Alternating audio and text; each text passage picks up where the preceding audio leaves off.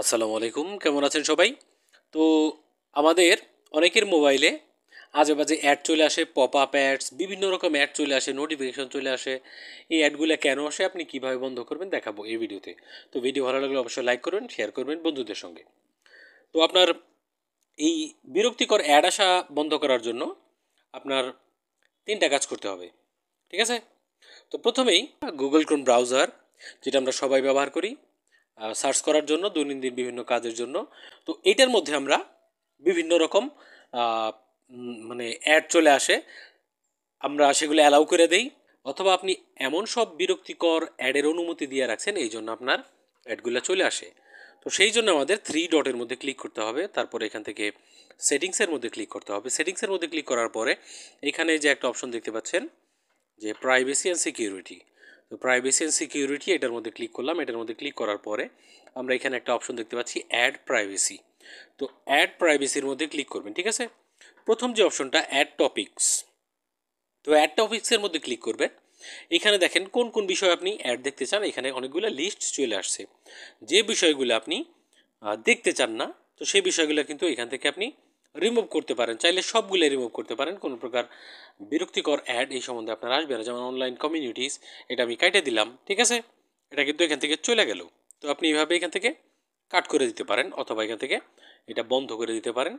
তাহলে কোনো প্রকার ইনফরমেশন এখান থেকে আপনার যাবে না, এবং অতিরিক্ত অ্যাড এবং বিরক্তিকর অ্যাড আসা বন্ধ হবে, ঠিক আছে?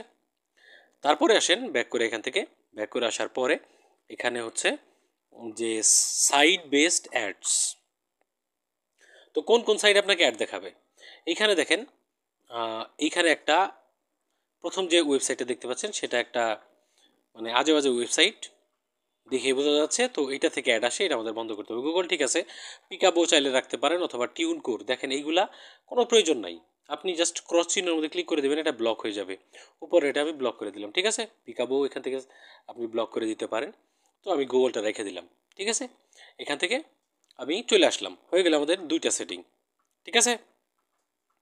এখন হইল যে আমরা নিচের দিকে আসবো। এখান থেকে নিচের দিকে আসার পরে এখানে সাইট সেটিং নামে একটা অপশন দেখতে পাচ্ছেন, এই যেখানে, ঠিক আছে? আপনাদেরও আপনি পেয়ে যাবেন আপনার গুগল ক্রোমে সাইট সেটিং। তো এখানে আমরা চলে আসলাম। এখানে আসার পরে আমরা একটু নিচের দিকে আসব। নিচের দিকে আসার পরে এখানে দেখেন পপ আপ অ্যাডস, এই যে পপ আপ রিডাইরেক্টস, এটা আপনার বিভিন্ন প্রকার পপ আপ চলে আসে। আপনি যখন এক জায়গায় ক্লিক করেন আরও বেশি অ্যাড চলে আসে, বিভিন্ন রকম অ্যাড চলে আসে।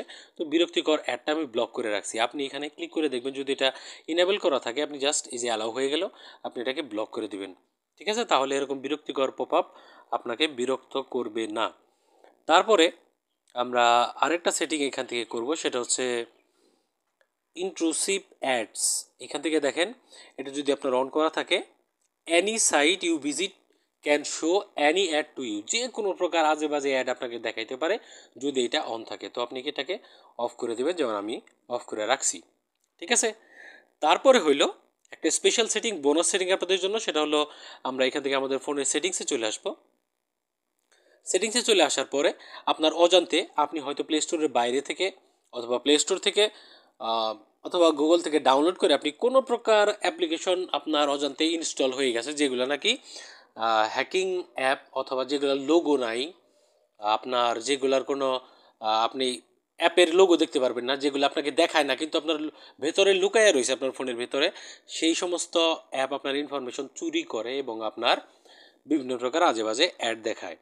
তো সেই জন্য আমাদের যেটা করতে হবে সেটা হলো আমাদের ফোনের অ্যাপ্লিকেশন যে অপশনটা, অ্যাপস, এই যে অ্যাপস অপশনে চলে আসলাম। এখানে অল অ্যাপসের মধ্যে ক্লিক করব। অল অ্যাপসের মধ্যে ক্লিক করার পরে এইখানে আপনাকে খুঁজে দেখতে হবে একটু কষ্ট করে, যেমন প্রত্যেকটা অ্যাপের একটা করে নাম আছে এবং সেগুলোর একটা করে লোগো আছে, ঠিক আছে?